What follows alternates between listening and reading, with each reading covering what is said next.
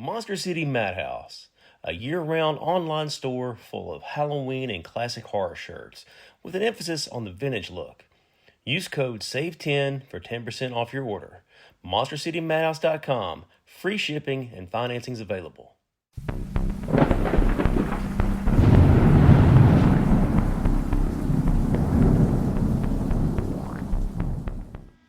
Welcome back to Southern Ghost Stories. I am the American Haunt Historian, Alan Searcy. I'm glad you guys are with me today. Got some fun stuff planned. Hey, first off, make sure you guys are following us on Facebook. Find Southern Ghost Stories, Facebook, on Instagram. Send me some questions. I plan on doing a Q&A next week. I've already got a few in my back pocket, but I love answering questions from you guys, kind of interacting with y'all and telling fun stories. So, yeah, just make sure you're following us there, and next week we'll have some fun. So, this week I kind of wanted to dig into Chattanooga. I've got a book, Southern Ghost Stories Chattanooga. Some of you may have read it. And it's a weird, wild, fun book. Everybody knows about the story in the Reed House, the big hotel in downtown Chattanooga. It's there's a ghost of a woman there, Annalisa. They say she was murdered room 311. But anyway, she only attacks men. She's so active that the hotel management, they decided they closed the room down until October. So from November 1st to September 30th, you cannot rent the room. But October 1st, you can rent it, and it's $6.66 a night. On Halloween, they flip it. It's $9.99 just to rent the room. There's so much activity.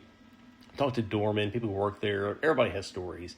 They've seen folks who rented the room just run out. She doesn't attack women, only men, like I said. So guys have run out in their pajamas, run out in their bathrobe, just freaking out. Something had scratched them or pushed them off the bed. Just weird, wild stuff about like that. But anyway, yeah, so my book, Southern Ghost Stories Chattanooga, kind of digs into some of the haunted folklore, haunted history of Chattanooga. I mentioned the Reed House. But something I kind of found working in Chattanooga is grave robbing. So you guys, if you listen to the show, you know I have this weird fascination with grave robbing. I think it's just the weirdest, wildest thing ever. Like in 1880, you can make $20 a week working as a laborer at the docks, or you can make $40 in one night stealing one cadaver and selling it to the college. So it's like roughly $800 to $1,000 in 2026 money for one body back then. So you got to imagine, the shenanigans are off the charts. People just, falling all over themselves to go get these bodies and cash them in. The medical schools had to have a steady stream of cadavers. They had to shut down. So it's supply and demand. You have the demand, the colleges need them, but the supply, you only get a few from the county each month. So they're hiring guys to go raid the graveyards, or they're, I guess, independent contractors who go find the cadavers and bring them in and cash out the next day. So I kind of want to dig into that today, just the weird grave robbing tales I kind of uncovered in Chattanooga working on Southern Ghost Stories Chattanooga. So if you guys are ready, we'll jump right in. November 27th, 1879. It's Thanksgiving Day in Chattanooga. The air is sharp with the smell of coal smoke and river mist. Most folks are heading home for dinner. But at the freight office of the Western Atlantic Railroad, two men are struggling with a heavy load. Now, they are two African-American men, and they've brought a crate with them. It's a big one. They want it on the next train in Cincinnati. It's got to get there fast. The clerk for the railroad, a man who was used to the strange rhythm of the post-war commerce, he leans over the counter and he asks him just a standard question. What's in the box? It's kind of like the movie Seven. Anyway, the men hesitate, and you can almost hear their gears turning. Finally, one of them speaks up. It's cottonseed for farmers up in Ohio. And the clerk, he narrowed his eyes. He's handled quite a bit of cottonseed over the years. The seed is light. But this crate, it's nearly 200 pounds of dead weight. He refuses the shipment. The men don't argue. They just disappear in the shadows of the station. So the next morning, the sun rises on a new day. Well, the two men from the night before, they're gone. In their place stands a well-dressed older gentleman, a quote-unquote prominent citizen type, accompanied by a younger man. They have the same box. Well, this time, the destination has changed. They aren't looking for Ohio anymore. They want the box sent south to a Mr. J.F. Pemberton in Atlanta. The older man is confident. He tells the clerk it's a shipment of fish for some friends. Fish, the clerk thought. It's the same box from yesterday. Well, the clerk doesn't say a word to the gentleman. He just turns and walks back in the office to find his manager. Well, when the quote-unquote gentlemen see the manager walking toward them, their composure just shatters. They don't wait for an explanation. He and the young men, they just bolt for the exit, leaving the 200-pound quote-unquote fish shipment sitting there alone on the platform. Well, the manager, he was curious. He pried the lid back. He saw a burlap sack. He reached in, expecting scales, maybe seeds. Instead, he finds the cold, doubled-over remains of a woman. Her head is forced down to her knees to fit the dimension of the wood. Well, as you would expect, the police descended on the scene. And this isn't just a murder investigation. It's a violation of the sacred. Detectives trace the crate back to a name that shocks the community. Albert B. Jackson. So, Albert B. Jackson wasn't a drifter. He was a member of the Methodist Church. He was a prominent citizen.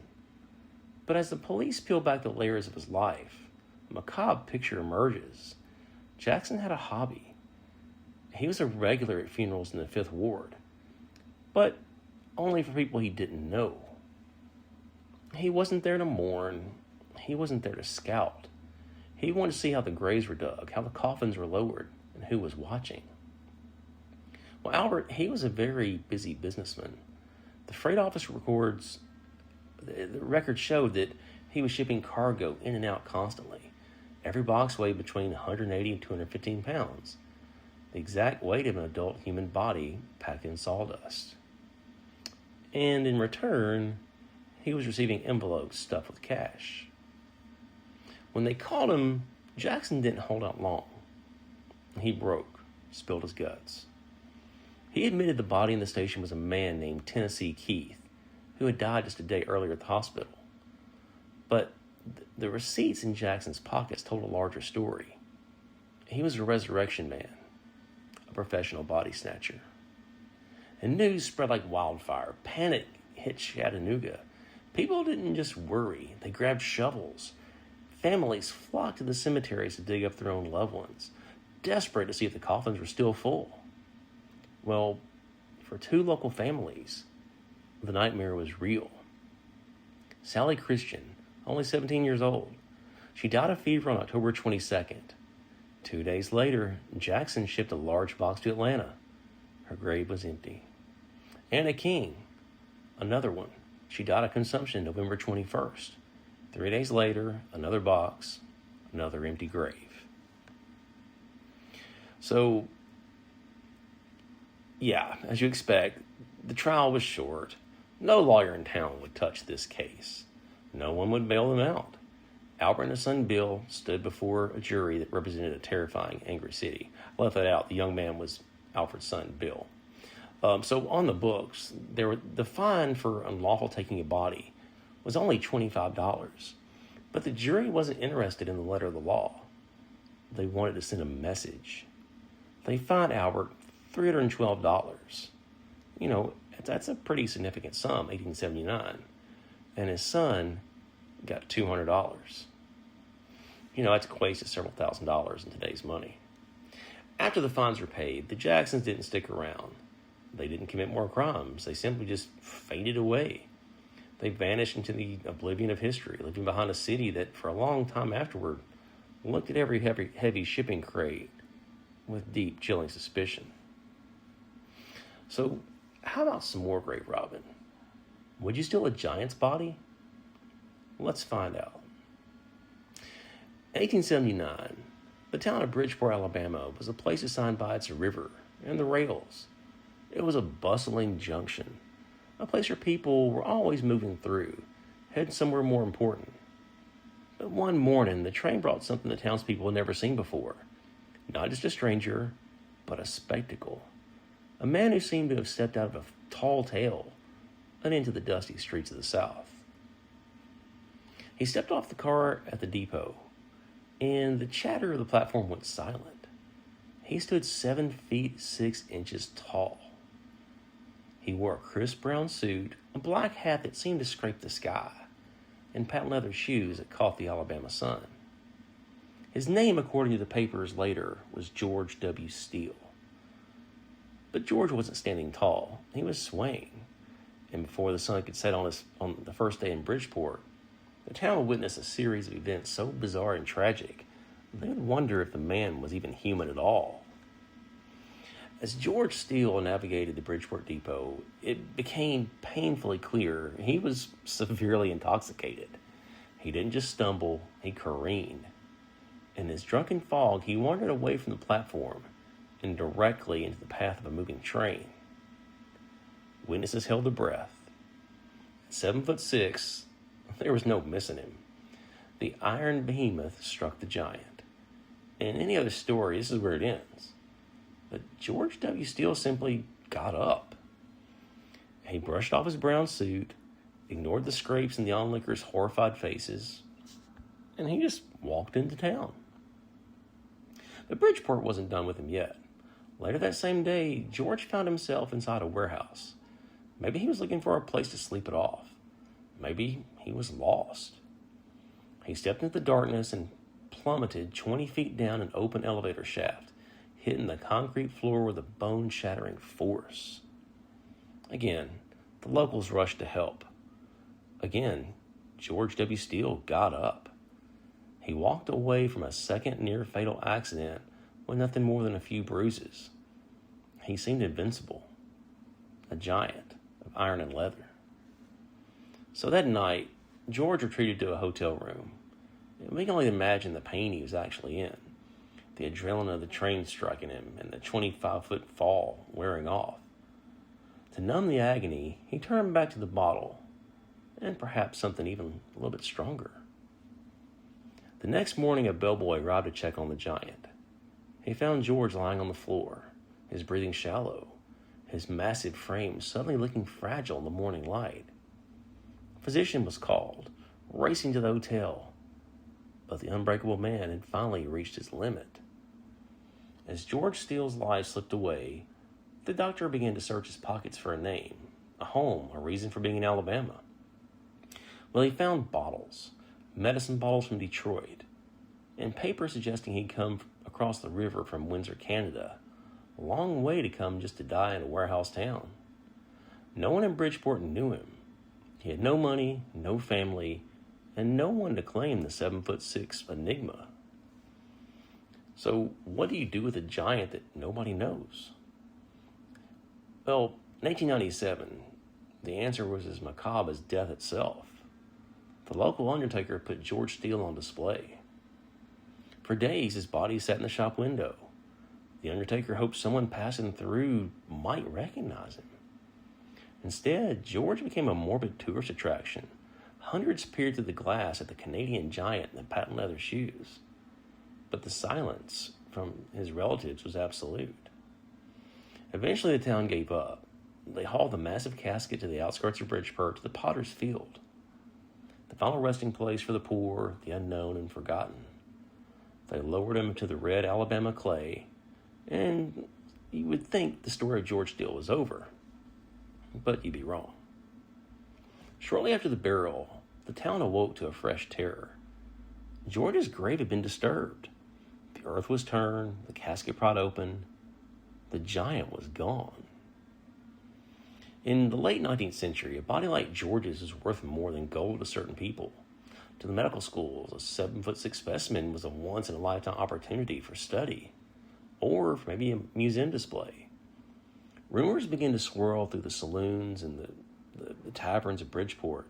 People whispered that the Resurrection Men had come in the night, loaded the giant into a wagon, and disappeared towards Chattanooga. Did George W. Steele end up on a cold slab in a Tennessee medical college? Or is he still out there, his bones tucked away in a dusty basement or in a forgotten crate? We don't know. All we know is that the man who survived a train and a 20-foot fall couldn't survive the curiosity of the living. George Steele came to Bridgeport a mystery, lived as a miracle, and left as a ghost. So grave robbers, they're pretty dastardly, right? Well, sometimes they can be a godsend. let's check out the story of John Curry. 1878, Chattanooga is the city holding its breath. The air is thick, humid, and carries a scent that no one can quite name, but everyone recognizes. It's the smell of sickness. Yellow fever has arrived. It started as a whisper in June, a few isolated fevers here and there. But by August, it's a roar. The authorities have declared an emergency. The wealthy have fled to the mountains. The poor are left in a city of shuttered businesses and makeshift hospitals. They call it Yellow Jack, and it turns the victims a sickly shade of saffron from just drowning them from the inside. Every day, the death carts roll. The toll's climbing towards 400. But in the middle of this apocalypse, one man is about to go on a jury that defies every law of medicine and every fear of the grave. His name is John Curry. And John Curry was a well-known guy in Chattanooga. He was a former slave who had built a life as a popular barkeep at Will Pettibone's saloon on Market Street. It was a happening joint. But in late summer, the mosquito found him. Curry collapsed. His fever spiked. His skin turned that telltale yellow. The doctors took one look at him and shook their heads. There's no room in the proper hospitals.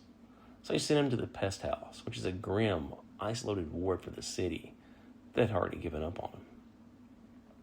Pronounced dead at 6 o'clock that morning, he was prepared for the pine box. And they had to have him out before the heat sets in. And that's when they're really going to start stinking. Well, at 9 a.m., John Curry was loaded onto a wagon.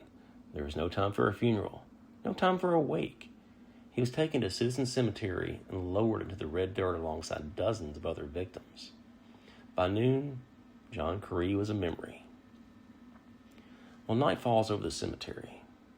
1878, a fresh grave was just a business opportunity. Even during the epidemic, Resurrection Men, the grave robbers, they were still active. They had to have bodies for the medical schools. John Curry's body was still fresh. The grave robbers worked fast. They reached the casket, cleared the dirt, and hammered at the lid. They pried the wood back, expecting a silent, yellowed corpse. John Curry wasn't dead. He hadn't been dead for a single second. In a scene that must have sent those grave robbers running for their lives, Curry he just bolted upright in his coffin. He wasn't a ghost. He was a man who'd been in a deep, just some kind of trance, a comatose state brought on by the fever. The banging of the shovels on his casket, they hadn't just woken him up. They saved his life. So imagine that night you're sitting at Will Pettibone's saloon on Market Street. The mood is somber. They were mourning their friend John, the barkeep, who was buried that morning. The door flies open, and there standing in the moonlight is John Curry. He's dressed only in his undershirt and his slippers. He's covered in just dirt and grime from being in that coffin, his eyes wide, his breath coming in ragged gasps. He has literally walked back from the dead to go back to work. Well, Curry eventually had to explain himself to a judge, likely to clear up the legal mess of being officially dead. He told the court that he had been aware on some level of everything happening. He felt himself just being handled. He heard the dirt hitting the lid, but he couldn't move. He was a prisoner in his own body. And if it hadn't been for those grave robbers, if they hadn't wanted his body for a few dollars, John Curry would have woken up in total darkness, 6 feet under with no way out. In 1878, that cholera outbreak killed 400 people in Chattanooga. But he couldn't claim the man who woke up to the sound of a shovel.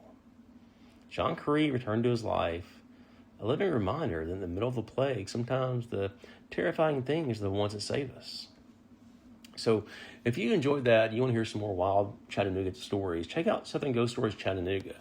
I mentioned the Reed House. There's a lot of Civil War stuff, Battle of Lookout Mountain, just a lot of weird stuff. Chattanooga is a wild place. So this weekend, you'll find me at Gallatin Square Fest. I'll be there slinging books, talking to people. The following weekend, I'll be in Knoxville for Knoxville Book Festival. I'm really excited about that one. I'll be doing a panel. It's May 2nd, May 3rd, the Saturday and Sunday. I got the Portland, Tennessee Strawberry Festival coming up May 9th. That's Portland, Tennessee, not Portland, Oregon. I'll be at Louisville HorrorCon week after that, May 16th. That's going to be a good time. I saw where they announced Jack Osborne's going to be there as one of the main guests. I'll be at Spawn of Scarefest June 5th, 6th, and 7th. And there's a lot more. Those are just the spring dates. I'll be pretty active, especially come October. And don't forget, Pistols of Red River, the new book comes out next week, April 30th, the Andrew Jackson Dillon story. Really excited about that. Got some media appearances coming up. Got a book signing here in Middle Tennessee. So please leave a review where you found us, Apple Podcasts, Spotify, or just wherever. Also, like I mentioned earlier, follow Southern Ghost Stories on Facebook, Instagram. Send me some questions. Plan on doing another Q&A in a few weeks. I love doing back and forth, answering questions, so it's a lot of fun. Done a lot of weird stuff, been to a lot of crazy places, so I've got some fun stories to share. Sometimes I forget them, and when you guys ask me something, I'll remember it, jogs my memory, and I can tell you something fun. So, yeah, stick with me, and I guess I'll see you guys back next week.